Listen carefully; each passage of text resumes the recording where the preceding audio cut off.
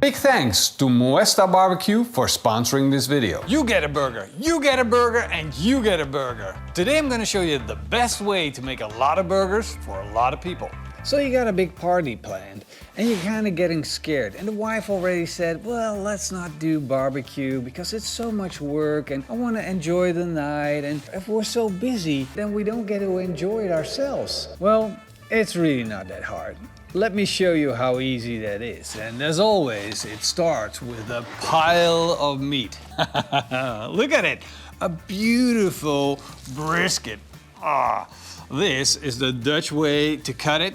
It's called the onderrib in Dutch. This thing is absolutely gorgeous. It has a lot of intramuscular fat, and I have a lot of meat for a low price, and that's very important because if you're thinking about cooking for a lot of people, price really starts to matter. If you look at the average steak prices, they're skyrocketing at the moment. So you want to choose something that everybody loves but still fits your budget. And what better to make than burgers? This is truly beautiful beef, and it hasn't even been dry aged yet. We got a nice dark red color and a good amount of fat. And that fat to meat ratio is very, very important. Since this is a brisket, you can cook this thing whole, low and slow. But in my opinion, there is too little fat to make a juicy brisket. And that's why it's the perfect burger meat. I'm going for a single grind. It keeps the meat chunky and the mouthfeel on my burger authentic. Now it's time to make burger patties. As you can see, I grind down a lot of meat. And that's exactly one of the tips that I have for you to cook for a large crowd. You want to do the prepping right. Make sure you got plenty of food for plenty of people. Since we're making homemade burgers, you can go as big as you want to. That's one of the parts that's so much fun about homemade burgers. I'm going to make my burgers really, really big. When making burgers, you got many options. But you want to choose the one that's going to be the easiest for you when you're cooking. So don't go with extremist things. I'm putting this on a sheet of baking paper so I can transport it easily. I'm making a burger. I'm not going to smash it on the grill because that's extra work while cooking. I'm just going to have it ready for me to be cooked. Of course, I'm going to be prepping all of my ingredients up front. So that includes my tomatoes, lettuce, and onions. And now we're getting to the sauce of it. And in my sauce, there's gonna be a pickled relish. Now, not everywhere in the world a pickled relish is widely available. So I'm gonna show you how easy it is to make your own pickled relish, because you do not want to have you don't want to miss out on pickled relish. You know what I'm saying? So glad I got that open. You see, pickled relish is nothing more than a pickle, and I don't mean the sour ones, I mean the sweet and sour ones. These things are amazing. And a quarter cup of this relish is going to be the base of our sauce, followed by a cup of mayonnaise, 2 tablespoons of yellow mustard, 2 tablespoons of white wine vinegar, followed by half a tablespoon of garlic powder, half a tablespoon of onion powder, and to finish it off, 1 tablespoon of paprika powder. Mix it all together, and do you recognize what this is?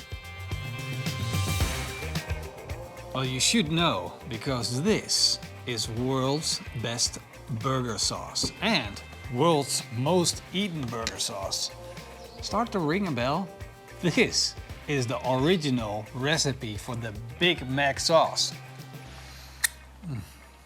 That was delicious.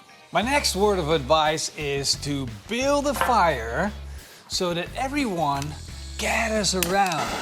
Because people love fire.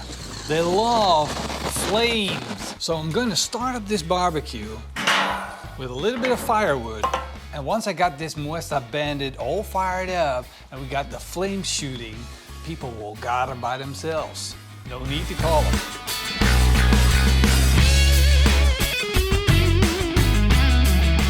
Now the grill is hot and all I need to do is pour a little bit of duck fat on. Duck fat is absolutely amazing and works wonders on cast iron. Just make sure you get it everywhere and don't be shy. Put a lot of it on there. That's gonna make a beautiful fried crust on the outside of our burgers. Now I'm gonna put the burger patties on and watch what happens. Look, the guys are gathering around. because they know food is coming.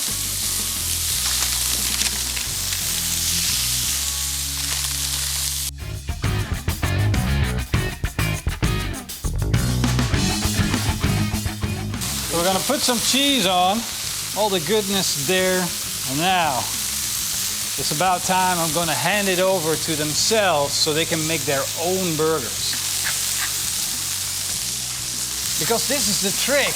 As a pitmaster, you don't always have to do all the work. You just let people enjoy themselves, create a fire, create the environment that people are having fun, they're gathering around, they start cooking themselves, and then they're gonna say, this party was so awesome. I got to do all these cool things while I hang out with my friends. And that's totally different than what the Dutch people do on a birthday. They sit around, hand over some cheese to each other, drink a beer, and they kind of like sitting in a circle. Yeah, I get it, but this is way more fun.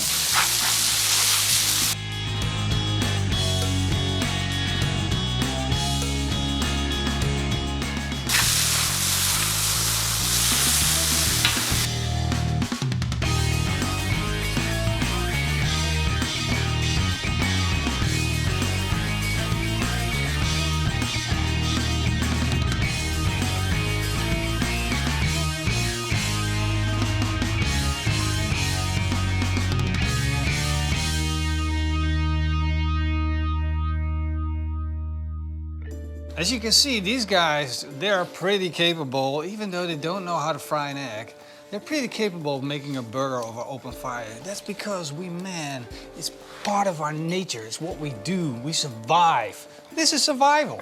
Cooking, having fun, drinking a beer, eating a burger. And you know, when it gets quiet around the fire, everybody has something to eat. So I better get something fast. Hope to see you guys next time. Until then, Eetsmakelijk!